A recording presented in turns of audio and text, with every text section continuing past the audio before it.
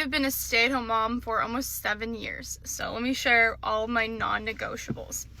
Number one, and most importantly for me, this is not me passing judgment on other moms, I need to be 100% sober when I'm home alone with my kids. That's just not an option for me to like have a glass of wine or have one drink or, you know, do any substance at all. Is just a no for me. I feel like it is my duty to them to be sober because, well, Rose is 2, so she's still relying on me to like survive. You know, there's a lot of things that could go wrong with a 2-year-old, and I feel like it's my obligation to make sure that I'm 100% right in the brain.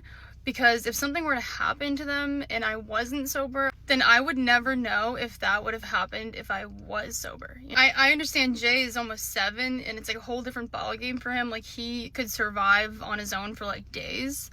Whereas Rose is just totally different. She needs my constant supervision, or else something could go very wrong very quick. So I understand this might sound like I'm a Karen, but honestly, one drink and like one little puff doesn't do what it does to me to other people. Like it's, for some reason, I'm very easily affected by substances and I just don't trust myself. And I also know how easy it can be when you're alone all day with the kids at the house. It's so easy to just crack open one drink and then over time you realize it's a habit.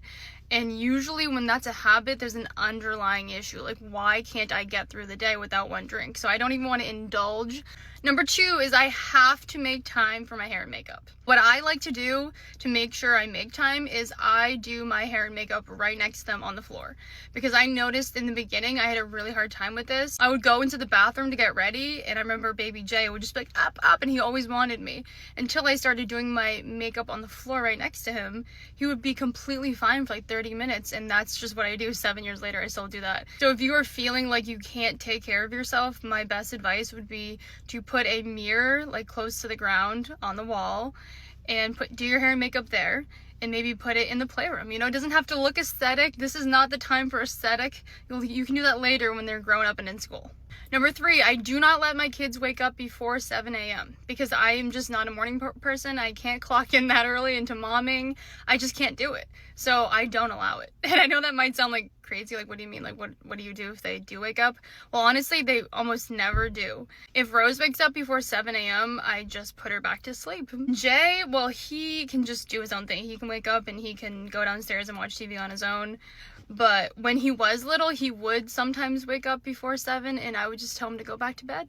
It's not morning time yet. That's what I would tell him. It's not morning, it's nighttime. Number 4 is they are going to have sleepovers with their family members. I understand that sleepovers are controversial. It doesn't matter if it's family or not. But for me, I trust my family and that's my break.